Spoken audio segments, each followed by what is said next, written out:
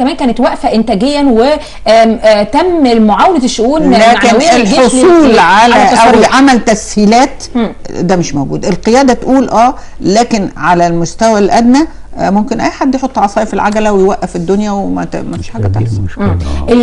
الدكتور ياقوت، عند حضرتك بحث مهم جدا اشتغلت على الجانب الاجتماعي، يعني البحث كان متعلق بالسينما التسجيليه مع الشغل الاجتماعي، وهو ده الحقيقه اللي تميزت فيه او تميز فيه السينما التسجيليه المصريه.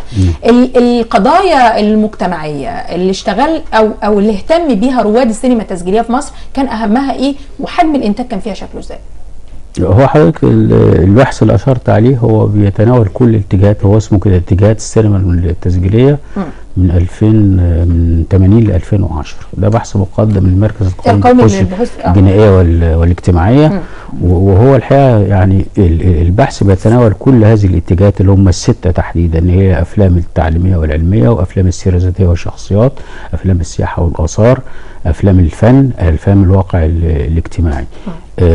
فده من ضمن الاتجاهات او من جزء من ضمن البحث اللي هي افلام الواقع الاجتماعي، اللي هي الافلام اللي يعني معنيه بالقضايا الاجتماعيه بتاعه المجتمع المصري.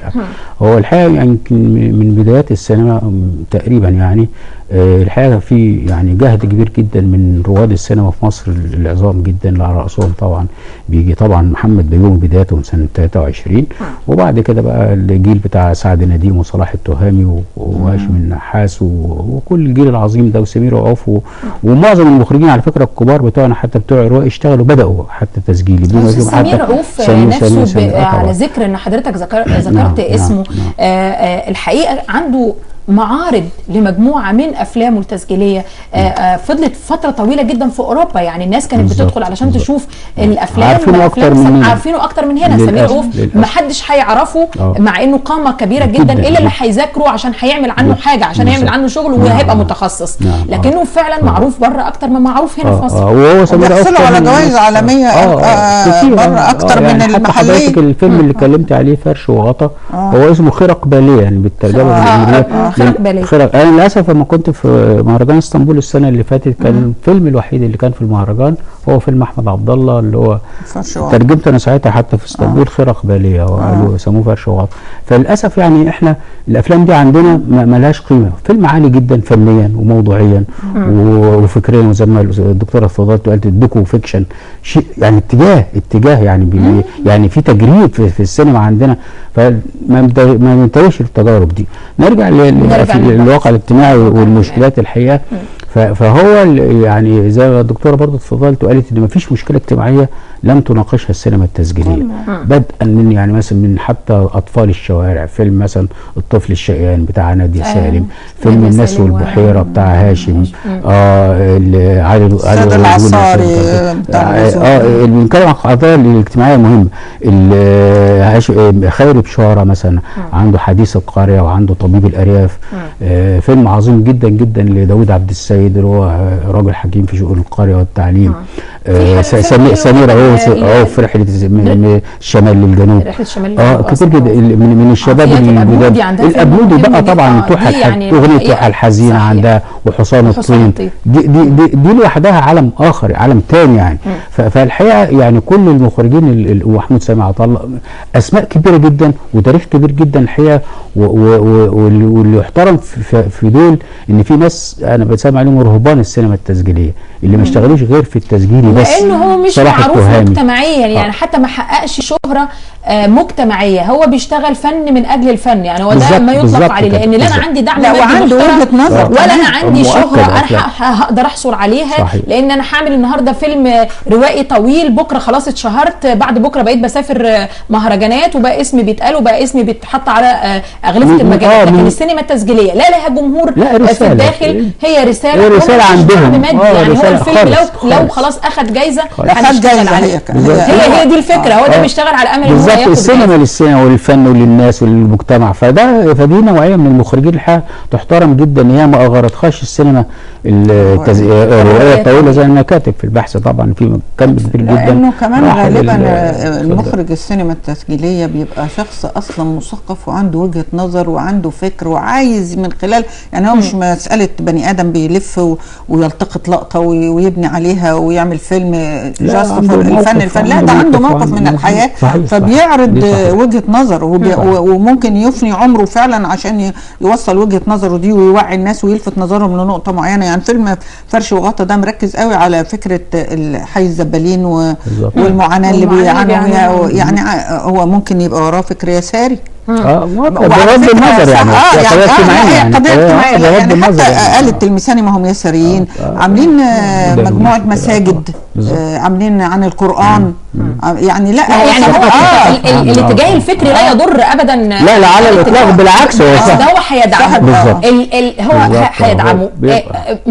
حجم الانتاج، بما ان دكتوره عزه قالت ان احنا عندنا حجم انتاج مفيش اي قضيه مش هنلاقي لها فيلم تسجيلي او وثائقي، هل حجم الانتاج اللي حضرتك اشرت اليه بكثافته، هل عندنا مهرجانات تستوعب هذا الكم؟ احنا عندنا مهرجان واحد، مهرجان الاسماعيليه. هل مع وجود، يعني ما عنديش دعم مادي وما عنديش جمهور بيحتفي وبيحتفل وبيروح يتفرج وبيشوف، كمان يبقى ما عنديش مهرجانات؟ طب ما هي المهرجان ده هو الداعم الاساسي لصناع السينما التسجيليه. لا مش بس كده، هي لو الدوله دعمت السينما التسجيليه بشكل جد وفتحت قنوات تسجيليه او حتى القنوات العاديه بتشتري من صناع السينما التسجيليه افلامهم، او بتجبر دور العرض بشكل او باخر انها تعرض افلام تسجيليه، هي دي بقى يعني كل دي وسائل لان اولا توعي الناس بقيمه السينما التسجيليه. وعلى فكره ده بيجي بالتعود، يعني في ناس كتير جدا بيحبوا يقعدوا يتفرجوا على الجزيره وثائقيه، على BBC وثائقيه، بيحاولوا كمان افلام اللي حتى عن اللي فيها زي ديسكفري كده، عن الحيوانات وعن طبائع البشر وعن المناطق نائيه جدا مش ممكن توصلي لها في اي رحله. احنا كان عندنا تجربه في التلفزيون المصري، لا وفي كانت تجربه في التلفزيون المصري حتى وان لم يكن المسمى واضح، يعني برنامج عالم الحيوان. كان برنامج عالم الحيوان الناس كلها كانت بتتفرج عليه، كبير وصغير، جاهل ومتعلم، وعالم البحار. التجربه دي احنا ليه ما لقطناهاش وعملنا عليها مجموعه، بما ان حضرتك بتتكلم عن علاقه المجتمع بالسينما التسجيليه، وبما ان حضرتك كمان مهتم، لا مش مهتم، ده انت مسؤول في مهرجان اسماعيليه للافلام التسجيليه. انا ليه يبقى عندي مهرجان واحد وانا عندي كم انتاج كبير من الاعمال؟ التسويق بقى، هو في تسويق اصلا للسينما التسجيليه؟ ومين اللي بيدور بعمليه التسويق؟ لا هو الحقيقه لو رجعنا لحكايه المهرجانات للاسف شيء، طبعا احنا مصر اللي هي عملت السينما من اكتر من 100 سنه النهارده، وبدات تقريبا على السينما الفرنسيه عند لومير اللي عملوها. لا انت عندك 26 و23 يعني لا بدانا معاهم يعني هم جابوا افلامهم عشان تعرض في مصر. طبعا بقى اعترضت في تونس، بس كانت مصر من اولى الدول اللي اختاروها ان هم يجوا يدخلوا فيها السينما. فيعني الحكايه ان احنا بقى لنا اكتر من 100 سنه سينما، فدوله عريقه جدا. فحضرتك لو تتخيلي مثلا ان احنا بهذه العراقه وهذا التاريخ الطويل العريض في الانتاج والفنانين شيء ضخم. احنا هوليود الشرق، كنا بيطلق علينا هوليود الشرق. لما النهارده تيجي حضرتك بلد مع احترامي يعني قد كده زي المغرب مثلا، تخيل فيها مثلا فوق ال 40 مهرجان في السنه. لا هو الشمال الافريقي يعني تونس، الجزائر، المغرب كمان رايتنا بالسياسه، يعني كل 3 سنين كل شهر 3 مهرجانات. يا دكتور ياقوت لما تبقى قريه اسمها اصيله، يعني يبقى عندي مهرجان أصيلة، مهرجان عالمي في قرية من قرى المغرب، فتتحول القرية إلى مزار سياحي كبير جدا. كلها على فكرة حي السينمائي. يعني ازاي انا مين اللي بيفكر؟ يعني مين بيتخذ القرار؟ وهل من المفترض ان دي تبقى سياسه دوله انا واخداها، ولا المبدعين هم بيقولوا انا عايز ايه وايه؟ يعني لا المبدع عليه ان يبدع، ما تشغلوش بالتسويق بقى والتجاره. مشترك، يعني هي الحقيقه هم مشترك. يعني هو طبعا مش عاوزين نقول الدوله المسؤوله او القائمين على صناعه السينما